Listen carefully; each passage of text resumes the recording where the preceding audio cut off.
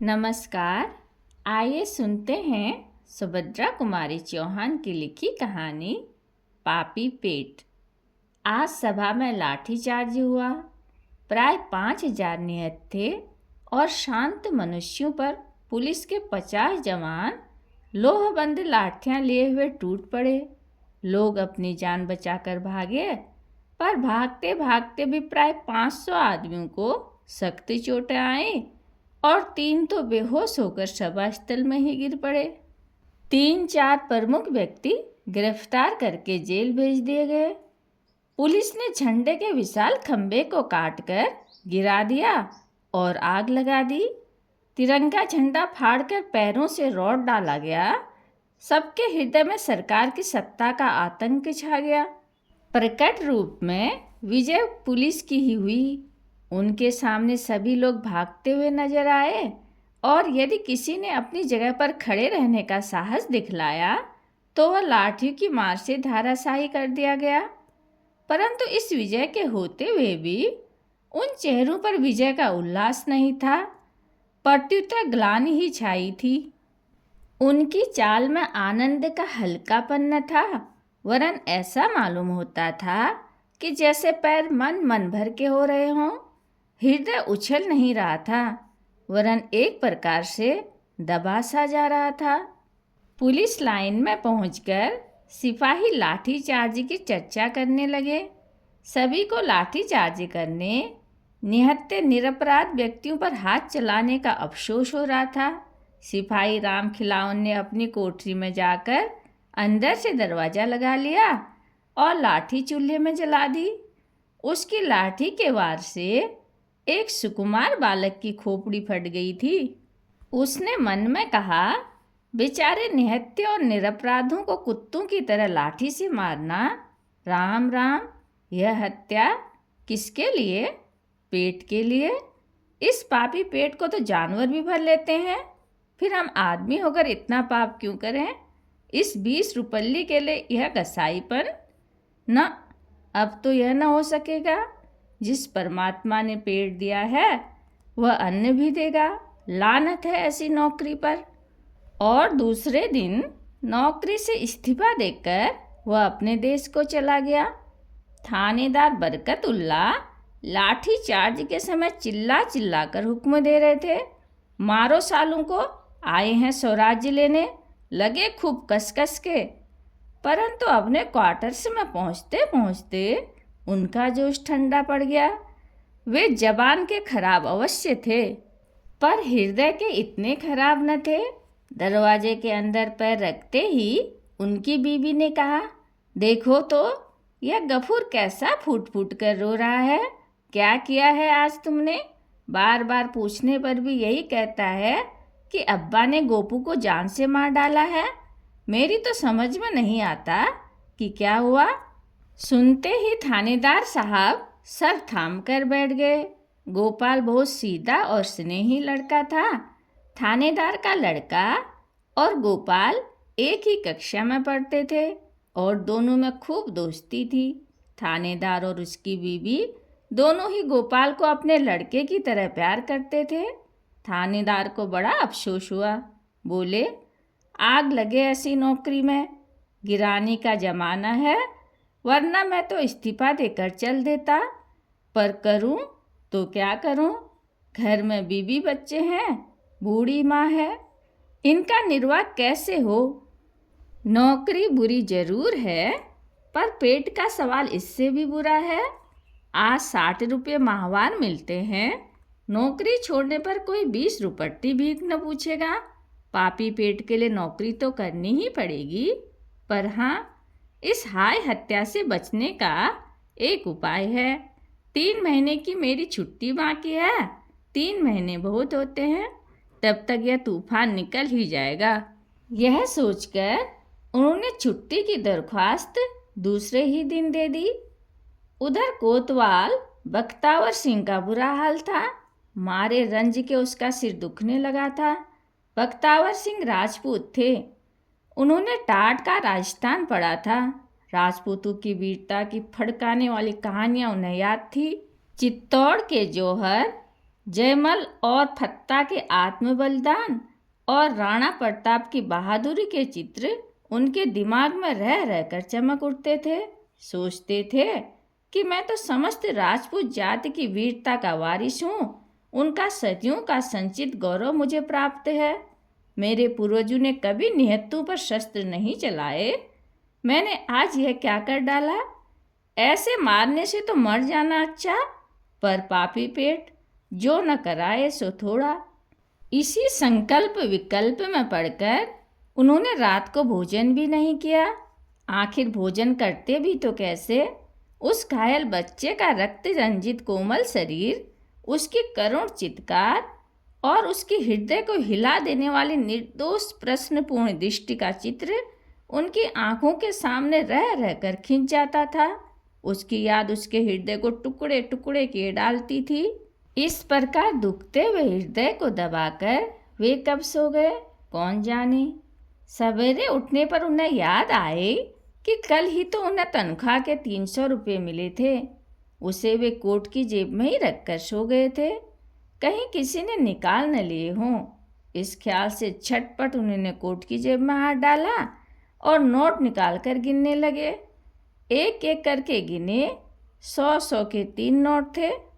उन पर सम्राट की तस्वीर बनी थी और गवर्नमेंट की तरफ से किसी के हस्ताक्षर पर यह लिखा हुआ था कि मैं मांगते ही 100 रुपये देने का वादा करता हूँ।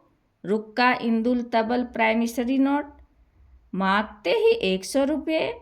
इसी प्रकार 1 2 3, एक ही महीने में 300, एक वर्ष में 3600, 3600, 30 वर्ष में 1,08,000।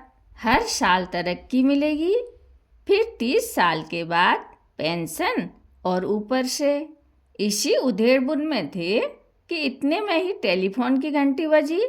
वह चट से टेलीफोन के पास गए, बोले हेलो। उधर से आवाज़ आई, डीएसपी। और आप कौन हैं? उन्होंने कहा, शहर कोतवाल। शहर कोतवाल का अधिकारपूर्ण शब्द उनके कानों में गूंज गया। उधर से फिर आवाज़ आई, अच्छा तो कोतवाल साहब, आज 11 बजे जेल के भीतर कल के गिरफ्तार शुदा कैदियों का मुकदमा होगा, उसमें आपकी गवाही होगी। आप ठीक 11 बजे जेल पर पहुंच जाइए। कोतवाल साहब ने कहा, बहुत अच्छा। अब कोतवाल साहब अपने दफ्तर के काम में लग गए। ऑफिस पहुंचते ही उनका रोज की ही तरह कुड़कुड़ाना शुरू हो गया। कोतवाली में काम बहुत रहता है, बड़ा शहर है, दिन भर काम करते करते पिस जाते हैं। एड़ी चोटी का पसीना एक हो जाता है, खाने तक की फुर्सत नहीं मिलती। 24 घंटे गुलामी बजानी पड़ती है, तब कहीं 300 रुपट्टी मिलते हैं। 300 में होता ही क्या है? आजकल तो 500 से कम में इज्जतदार आदमी रह ही नहीं सकता। इसी के लिए झूठ सच, अन्याय अत्याचार क्या क्या नहीं करना पड़ता। पर उपाय भी तो कुछ नहीं है। इस 6 फुट के शरीर को कायम रखने के लिए पेट में तो कुछ झोंकना ही पड़ेगा। क्या ही अच्छा होता यदि भगवान पेट न बनाता। इन्हीं विचारों में समय हो गया और कोतवाल साहब ठीक 11 बजे गवाही देने के लिए जेल को चल दिए। लाठी चार्ज का हुक्म देने के बाद ही मजिस्ट्रेट राय साहब कुंदन लाल जी को बड़े साहब का एक अर्जेंट रुक्का मिला। साहब ने उन्हें फौरन बंगले पर बुलाया था। इधर लाठी चार्ज हो ही रहा था कि उधर वे मोटर पर सवार होकर बड़े साहब के बंगले पहुंचे। काम की बातों के समाप्त हो जाने पर उन्हें लाठी चार्ज कराने के लिए धन्यवाद देते हुए बड़े साहब ने इस बात का भी आश्वासन दिया कि राय बहादुर के लिए उनकी सिफारिश अवश्य की जाएगी। बड़े साहब का उपकार मानते हुए राय साहब कुंदनलाल अपने बंगले लौटे। उन निहत्थों पर लाठी चलवाने के कारण उनकी आत्मा उन्हीं को कोस रही थी।